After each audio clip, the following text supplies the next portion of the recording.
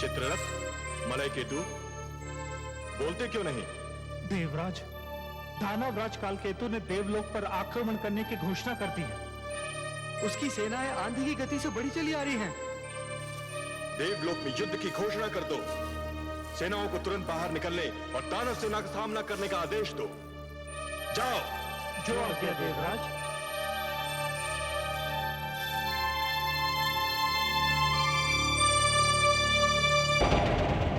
मेरे लिए ये युद्ध अपने दानव शिष्यों को दिए गए वचन को निभाने का अवसर है। मैंने अपने शिष्यों को वचन दिया था कि मैं दानव संस्कृति की रक्षा करूंगा और उसे विजयी बनाऊंगा। क्या इसके लिए युद्ध प्रथम और अंतिम मार्ग है? हाँ देवी, मैं तो उस मार्ग पर अपना पग धर भी चुका हूं। तो फिर आप छाया की भांति मुझे हर पल अपने साथ पाएंगे। मेरे लिए मेरा पति सर्वश्रेष्ठ है। मैं आपकी धर्म पत्नी हूँ स्वामी। जीवन में कोई और नाता, कोई और संबंध यदि महत्व भी रखता है तो इस नाते के बाद रखता है। आप जाइए, जब तक आप लौट कर नहीं आएंगे मैं आपकी विजय की प्रार्थना करती रहूंगी।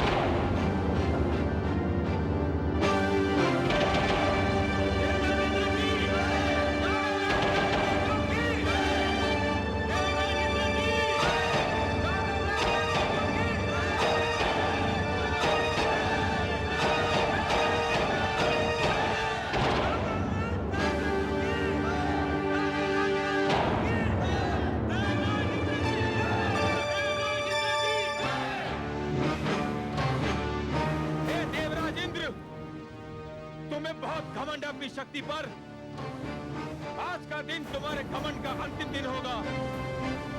आज हम अपनी पराजय और अपने अपमान का प्रतिशोध लेने आए हैं। चलो युद्ध आरंभ करो। आक्रमण तुमने किया है दानवराज कालकेतु, तुमने, हमने नहीं। हम तो अपनी सुरक्षा के लिए लड़ेंगे। युद्ध तुम आरंभ करो, तुम। ये क्यों नहीं कहते कि तुम में युद्ध और आक्रमण करने का साहस नहीं रह गया है? हम तुम्हें युद्ध में पहल करने का निमंत्रण दे रहे हैं और तुम पीछे हट रहे हो। चलो आक्रमण करो। हम कायर नहीं हैं और ये सत्य तुम भली-भांति जानते हो। हम पहले भी तुम्हें कई बार पराजित कर चुके हैं और आज भी यही होगा। हमें तुम्हारा निमंत्रण स्वीकार है। सावधान कालकेतु।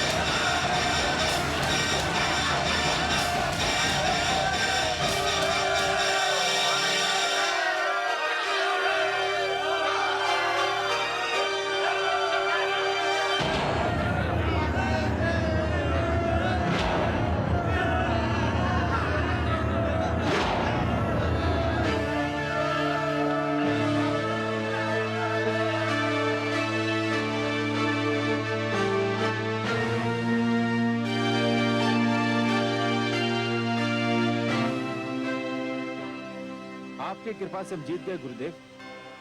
तुमने पहली बार हमें गुरु दक्षिणा दी है काल केतु। ये भेंट स्वीकार कीजिए गुरुदेव, ये इंद्र का वज्र है।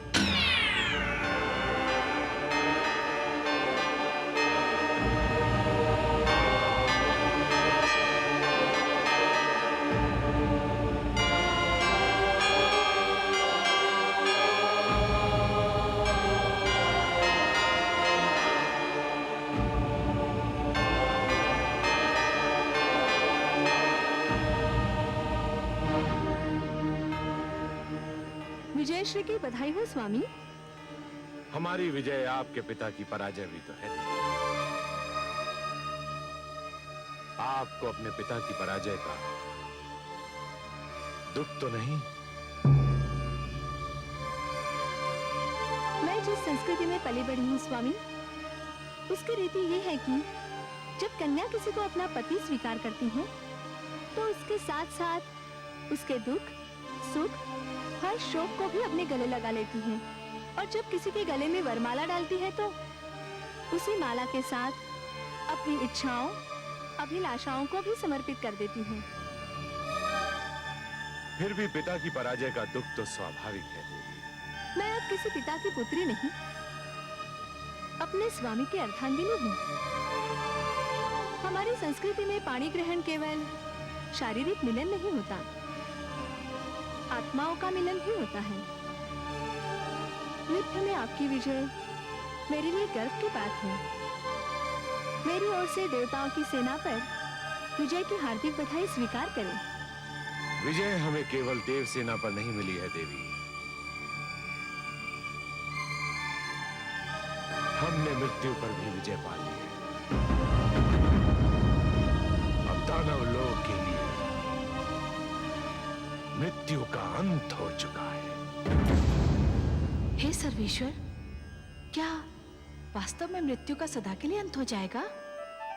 नहीं महादेवी, जीवन और मृत्यु तो एक दूसरे के लिए अनिवार्य है।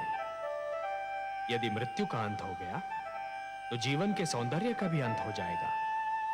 जीवन इसी कारण तो सुंदर और मूल्यवान लगता है देवी कि एक दिन उसका अंत होना है। यदि केवल दिन ही छाया रहे और रात्रि ना आए तो नेत्र जागते जागते और सूर्य अपना प्रकाश बांटते बांटते थक जाएं। यदि मृत्यु ना आए तो प्राणी कदाचित जीवन से ऊब जाए देवी। परंतु दैत्यगुरु शुक्राचार्य तो कह रहे हैं कि उन्होंने मृत्यु पर विजय पा ली है। हा? किसकी मृत्यु पर महादेवी? वो दानवों को पुनः जीवन अवश्य दे सकते हैं, परंतु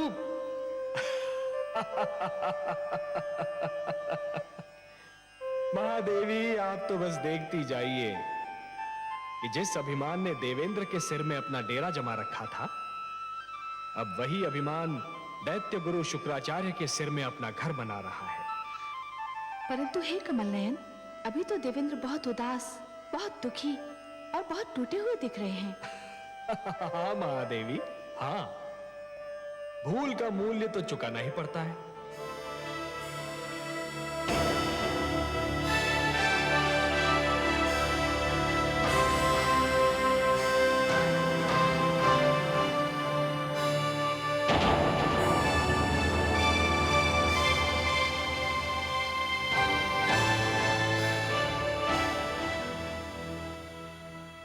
जो हुआ वो मेरी और केवल मेरी भूल का परिणाम था।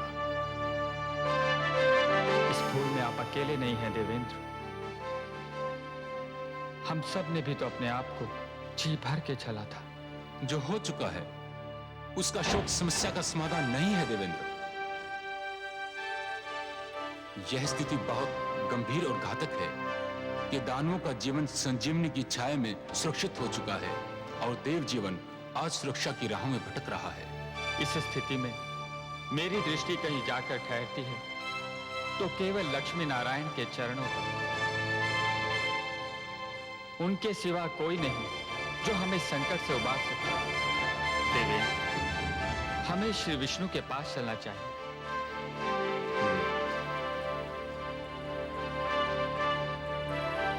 अब उनके अतिरिक्त और कौन आश्रय दे सकता है? उनके अतिरिक्त कौन रक्षा कर सकता है? कह दीजिए समस्त देवताओं से, क्या हमें मिलकर भगवान श्री विष्णु के पास जाना है?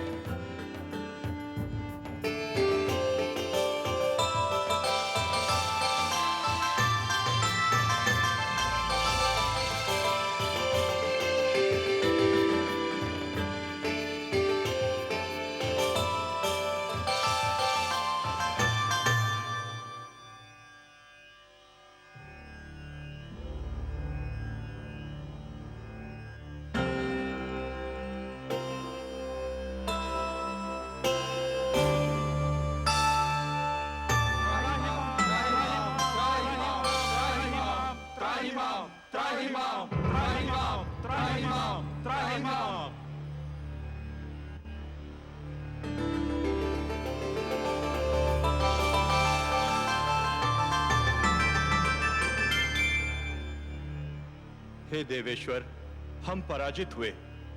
हमारी सेना के अगणित सेनानी वीर गति को प्राप्त हुए। हमारा सिर लज्जा से झुक गया। आपके अतिरिक्त और कोई नहीं जो हमारी रक्षा करे, हमारे दुख का निवारण करे। हे परमेश्वर, हमारी सहायता कीजिए। हे नारायण, दैत्य गुरु शुक्राचार्य ने भगवान शिव से संजीवनी मंत्र क्या प्राप्त किया? हमारे सिरों पर मृत्यु और पराजय का वज्र आ गिरा। हे लक्ष्मीपति, यदि दानव मरते हैं तो दैत्य गुरु उन्हें फिर से जीवित कर देते हैं, और जब देवता मरते हैं तो उनका सदा के लिए अंत हो जाता है। हे सर्वशक्तिमान, यही दशा रही तो देवता घटते जाएंगे, दानव बढ़ते जाएंगे, और एक दिन देवलोक पर दानवों का आधिपत्य हो जाएगा। देव संस्कृति गिर जाएगी तो मानव संस्कृति भी गिर जाएगी। जब हम संजीवनी मंत्र से सुरक्षित नहीं तो मानव तो और भी दुर्बल है। हमें संजीवनी मंत्र से बचाइए प्रभु, हमारी सहायता कीजिए। संजीवनी मंत्र का केवल एक उत्तर है, अमृत। अमृत? अमृत? अमृत वो है जो पीने वाले को अमर बना देता है। मृत्यु उसे छू नहीं सकती। परंतु हे लक्ष्मी नारायण, अमृत हमें कहां मिलेगा, कैसे मिलेगा? देवेंद्र, अमृत आपको समुद्र से मिलेगा, सागर का मंथन करने से मिलेगा। अमृत? परंतु हे जगदीश्वर, हमें तो अमृत के विषय में कुछ भी ज्ञान नहीं। हे देवराज, जिस प्रकार दूध के भीतर माखन छिपा तो होता है, परंतु वो मिलता तभी है जब दूध को मथा जाता है, उसी प्रकार समुद्र के भीतर अनेक पदार्थ छिपे हैं, अनमोल रत्न छिपे हैं। उन्हें केवल मंथन के द्वारा ही निकाला जा सकता है। अमृत उनमें सबसे अनमोल है। सत्य तो यह है देवगण कि मंथन मथने और खंगालने की उस क्रिया का नाम है जिसके द्वारा स्वयं के भीतरी गुणों और अवगुणों की खोज की जाती है। मानव यह मंथन प्रतिदिन करता है। वो प्रतिदिन स्वयं को मथता है, खंगालता है और स्वयं के भीतरी गुणों और अवगुणों को बाहर निकालता है। आश्चर्य तो यह है कि वो मानव होकर भी इस क्रिया से परिचित है और आप देवता होकर भी इस क्रिया से अपरिचित हैं। पर हे लक्ष्मीपति, हम समुद्र का मंथन करेंगे कैसे? मंथन मथानी और डोरी की सहायता से किया जाता है। मैं आपके लिए मंदर पर्वत को मथानी बनाऊंगा और वासुकी नाग की डोरी दूंगा। परंतु एक तीसरी वस्तु की भी आवश्यकता होती है देवगण, जिसका प्रबंध आपको स्वयं करना होगा। और किस सामग्री की आवश्यकता होती है सर्वेश्वर? डोरी को खींचने और मथानी को डुलाने के लिए 2 दलों की आवश्यकता होगी देवेंद्र, जो डोरी को 2 छोरों से पकड़कर खींचेंगे। उनके बिना तो मंथन संभव ही नहीं है। बिल्कुल वैसे ही जैसे दूध मथने के लिए 2 हाथों की आवश्यकता होती है। तो हम देवता आधे एक छोर पकड़कर आधे दूसरा, ये कार्य तो सरलता पूर्वक कर सकते हैं। मंदर की मथानी को डुलाना है देवेंद्र, वासुकी नाग की डोरी को खींचना है।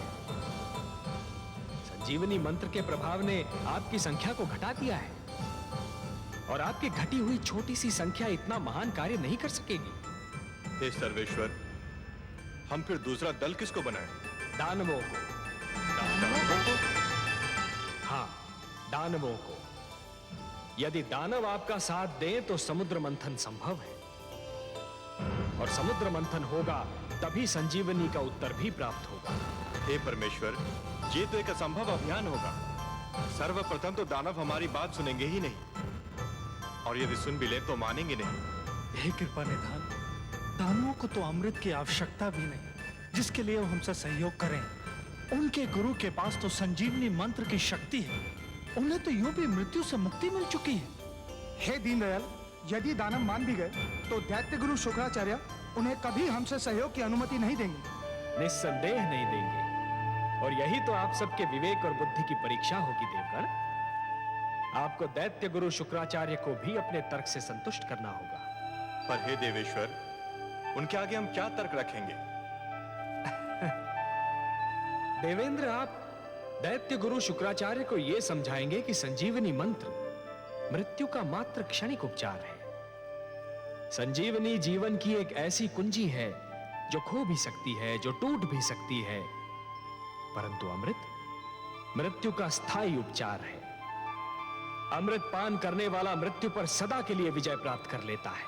परंतु हे नारायण, इसका अर्थ तो यह हुआ कि हमें दानवों के पास सिर झुकाकर जाना होगा, उनसे सहयोग और सहायता की भिक्षा मांगनी होगी। क्या यह समस्त देवलोक का अपमान नहीं होगा? क्या अपमान में अब भी कोई कमी रह गई है देवराज? शब्दों के जाल में मत उलझिए देवेंद्र, शब्दों के जाल में मत उलझिए। आंधी आए तो आंखें फाड़कर पथ पर आगे बढ़ते रहना कोई बुद्धिमत्ता नहीं है। ऐसे में बुद्धिमत्ता तो वो है कि नेत्र मूंद कर बैठा जाए और आंधी के निकल जाने की प्रतीक्षा की जाए। शस्त्रधारी शत्रु से निहत्थे लड़ना यह कोई वीरता नहीं है देवगण, यह तो आत्महत्या है। ऐसे में वीरता तो यह है कि शत्रु को शांत रखा जाए, यदि आवश्यकता पड़े तो उसकी प्रशंसा भी की जाए और उससे लड़ने के लिए शक्ति जुटाई जाए। शत्रु से सहयोग और सहायता लेना भी रणनीति का अंश है देवेंद्र। एक प्रश्न अभी रह गया सर्वेश्वर। वो भी पूछ लीजिए। यदि दानवों ने सहयोग देने के लिए यह मांग की कि अमृत उन्हें भी दिया जाए, तब क्या होगा? संजीवनी के साथ अमृत भी उन्हें मिल गया तो उनकी शक्ति दुगनी हो जाएगी। असंभव, असंभव देवेंद्र, असंभव। समुद्र मंथन से अनेक पदार्थ निकलेंगे, अनेक सामग्रियां निकलेंगी, अनमोल रत्न निकलेंगे, उन सब का बंटवारा संभव है, परंतु अमृत पर केवल देवताओं का अधिकार होगा। उसकी एक बूंद पर भी दानवों का अधिकार नहीं होगा। अब यह कैसे होता है, यह देखना मेरा कार्य। यदि दानवों ने अमृत मांगा तो मैं स्वयं बीच में आऊंगा। हे त्रिलोकीनाथ, आप संकट नाशक हैं, तारनहार हैं, हमारे नायक हैं। आपने इस निराशा में आशा का दीप जला दिया। हमें अनुमति दीजिए जगदीश्वर। आपका और माता लक्ष्मी का आशीर्वाद हमारे साथ रहा तो हम अवश्य अपने अभियान में सफल होंगे। हम शीघ्र ही लौटकर दानवों का सहयोग मिलने का समाचार आपको सुनाएंगे। शुभस्य शीघ्रम।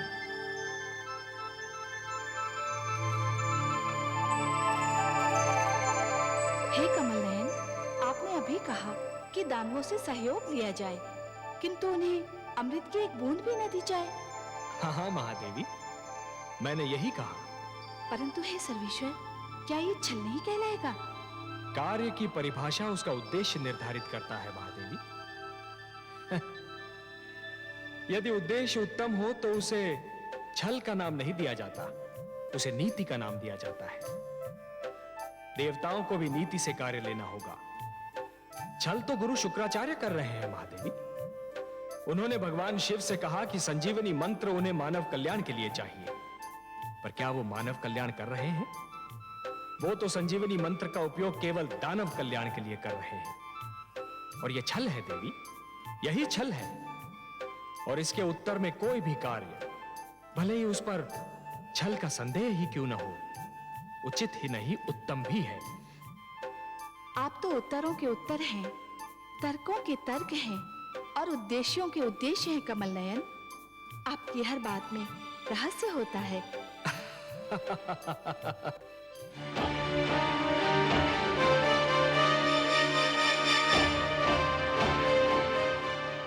दानवराज की जय हो।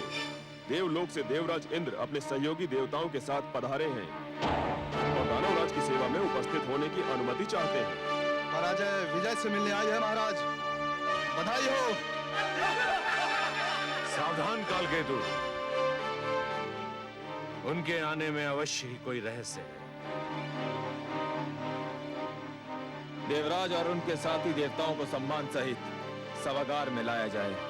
जो आज्ञा दानवराज।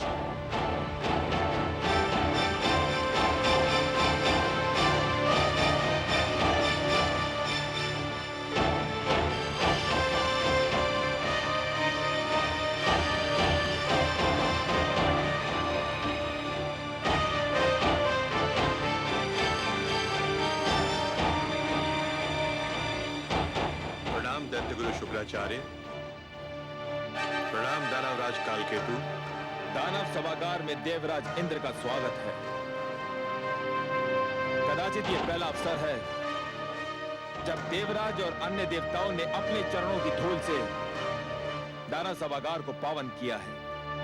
आप सत्य कह रहे हैं महाराज, नहीं तो हम इस योग्य कहां थे, कितने महान व्यक्तियों के दर्शन पाते। ये ना भूलिए महाराज कालकेतु कि हमें वैर के अतिरिक्त भी एक नाता है। उस नाते को भी स्पष्ट कर दीजिए देवराज।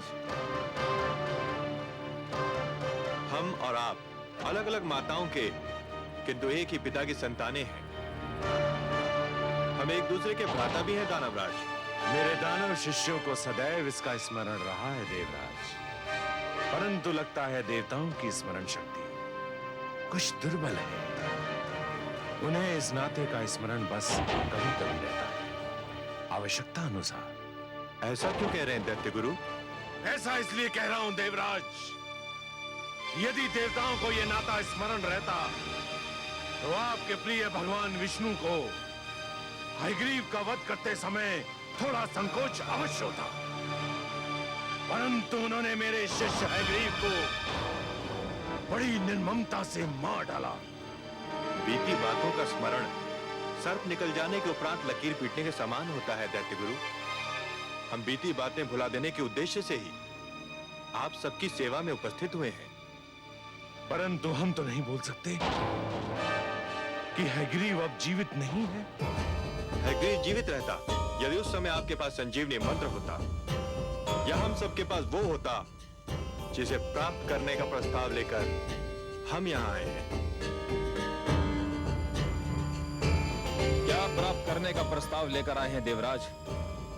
मैं अमृत प्राप्त करने का प्रस्ताव लेकर आया हूं दानवराज। हाँ, अमृत।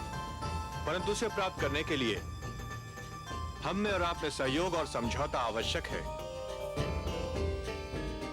सहयोग, समझौता। जल अग्नि से समझौता करने आया है।